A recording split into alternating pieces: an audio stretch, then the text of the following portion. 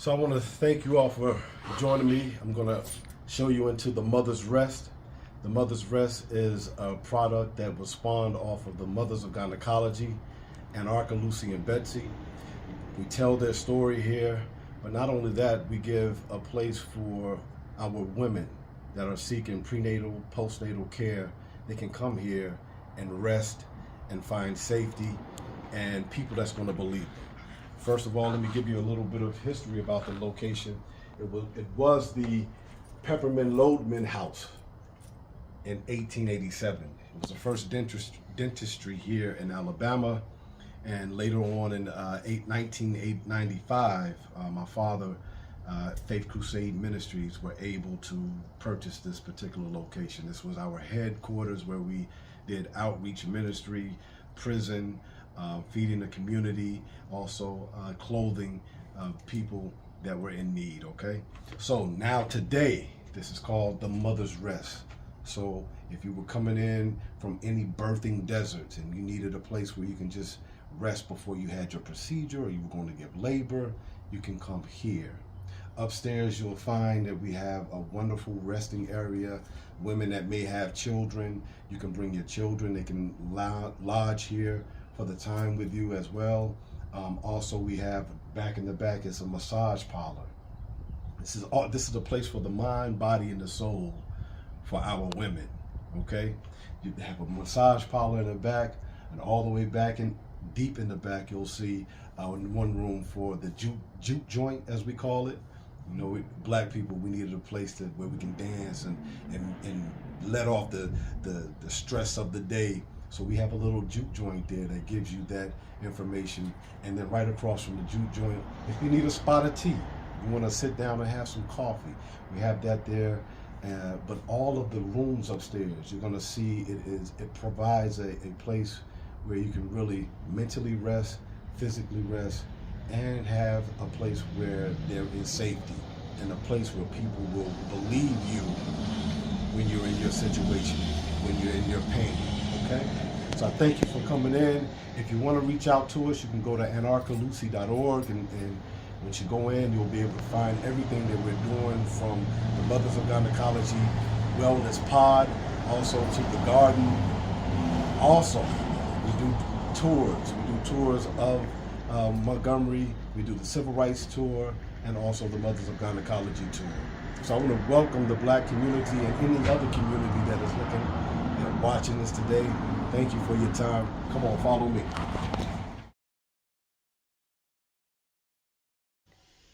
In '88 is when Michelle found out the information of these young women. We were in Atlanta. That's where we were living at, and she was painting these particular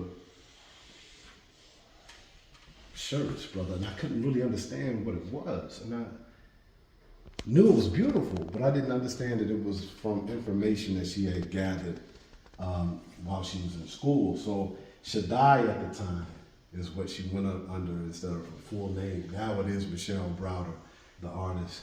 And so these were the women that she were painting to tell their story in 1991. So this is the original design. And from that design, now you see what we have here today.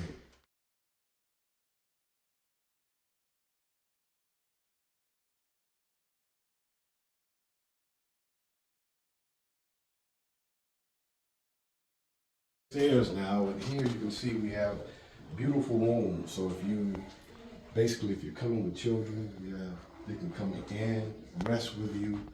You can come in and sit in our foyer area.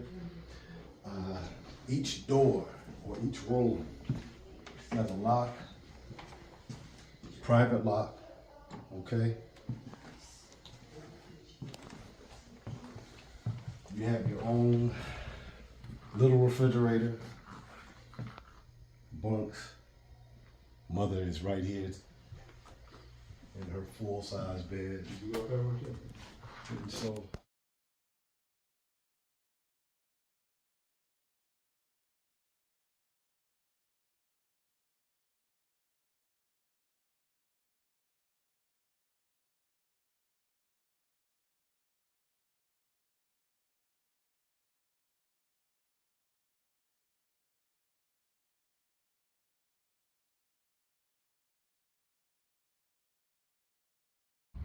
So here in the garden, my sister wanted to pay homage to our great aunt, Aurelia Browder. She is on the docket.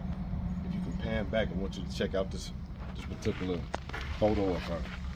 It's the original court docket of Aurelia, or Browder versus Gale. Browder versus Gale. Her case was one of the first cases on the bus boycott. And so when you see this 1956 Chevy, this is one of the cars that she held in her possession.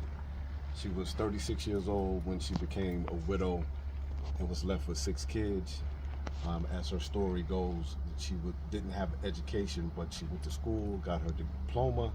From there, at 36, started college over at Alabama State University.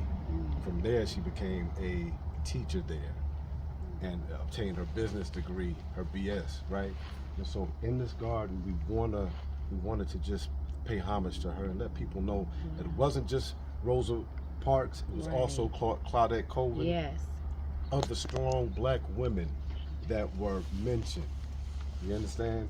And so here we have what we call it the Aurelia. This is the Aurelia. Paying homage to them, but touching on certain matters in the humanity of black people. I say humanity of black people because there is a certain foundation that we should have. We should be kind. We should be thankful. We should listen to one another. We should just be polite. You know what I'm saying? And that in itself is just being civil. Not only that, but we should also affirm one another. Because the crab in the barrel type mentality that is set upon us, it has to stop. And that stops with us when each one teach one, and we start to reaffirm our knowledge of who we are, self-knowledge. People that don't understand their history, you don't understand your foundation. Your foundation starts to crumble, right? And so that's where we have to come in. Sankofa. Sankofa is the word. Go back and retrieve the knowledge, your culture, and pass it down. So it is left up to us now to be able to pass that information on so we can get better as a people, black people. And so that's what we do here at the garden. This is the garden that is dedicated to Anarcha, Lucy, and Betsy. There were 3 black women, young girls. Youngest was 14, 15, Anarcha was 17. And so here at the garden, this is what we do. We try to provide educational information for our people, not only just for our people, but for all people, so they can know and understand the black plight, where we come from and where we're headed to. So I just want to thank you all for joining us, and we'll continue on with our journey in gathering that information. Here at the garden with Anarcha, Lucy, and Betsy, the creator, Michelle Browder, she wanted to bring forth an image for people to understand exactly what the black women went through. Again, these were teenagers. Anarcha was 17 years old. At 17, she had her 5th child, but the vesico-vaginal fistula, the tear within the womb that came about for an array of things, but two things were rape and prolonged child labor. Rape and prolonged child labor, they caused a tear within the womb, so where the fecal matter and the urine, whenever they were pressed or used the restroom, both become flowing. So here you can see with Anarcha, she stands 15 feet. She's 17 years old. Her womb was taken after the 30th surgery. 30th surgery. She was only 17 years old, you all.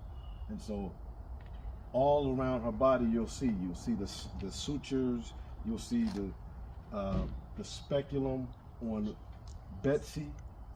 The crown is made with speculum. The speculum was also called the James Marion Sims tool.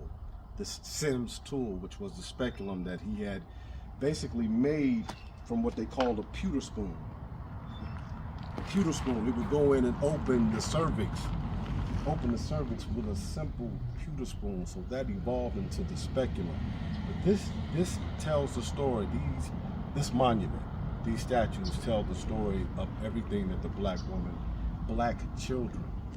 I really have to push that forward to you. 17. The youngest was 9 years old. 9 years old, where he went into her womb and induced the fistula, okay? He induced the tear just to see if he could repair it. Sometimes during that repairing, there would be some type of abscess or what they call, not just the abscess, and then also like gangrene. When that was set up, then he would have to remove their uterus. So that's what happened to Anarcha. As I step around, I'm showing you along the way, you're gonna see these Andinkra symbols on her chest. That is God Supreme. God Supreme, meaning you have some faith. They had to have some sort of faith because what they were going through. Betsy, you'll see here, this symbol is Andinkra. It means humility and strength. You know they had to have some sort of strength for what they were going through. Also, you'll see just a simple word of respect. That the lack thereof is what they were going through as young girls at that time. And at Lucy, you're gonna see on her waistline here, that is friendship. Looks like two fists bumping. That's the Andinkra symbol for friendship. So these women, these young girls had to form a bond with one another. Along here, you'll see bodies of people, which the womb would bring forth. The womb would bring forth. We do know that slavery, the labor pool had to have an uptick after the Atlantic slave trade because they wasn't bringing people over on the boats anymore. So domestically, the womb of the woman became the engine that drove the labor pool, okay? And so we have to understand that they were young. They don't have any arms, so they didn't have any autonomy over their body. They didn't have any choices. They were property. They were human property. This particular chain here was added when Roe versus Wade was overturned. This wasn't here when Ms. Browder put together this monument. She added it when Roe versus Wade was overturned. Giving women now, you don't have autonomy over your body. You can't say when you would like to have an abortion or so. That is being pointed out today. Everything that the women went through in that time, they're still going through it today. Understand that when you go into your doctor's office, women, when you go in for your checkup, you may feel a little pressure. That came from J. Marion Sims. Also, when they don't believe you, in his medical journal, he wrote black women did not feel pain.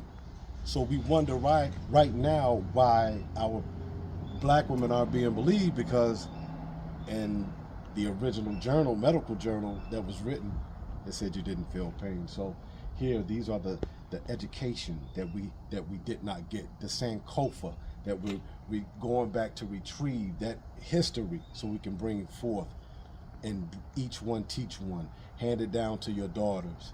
Here at the Garden at Anarcha, Lucy, and Betsy, this is what we do here. We want to provide you with understanding of who we are as a people and where we have been and what we have overcome and what we still have to overcome to this day, in this hour.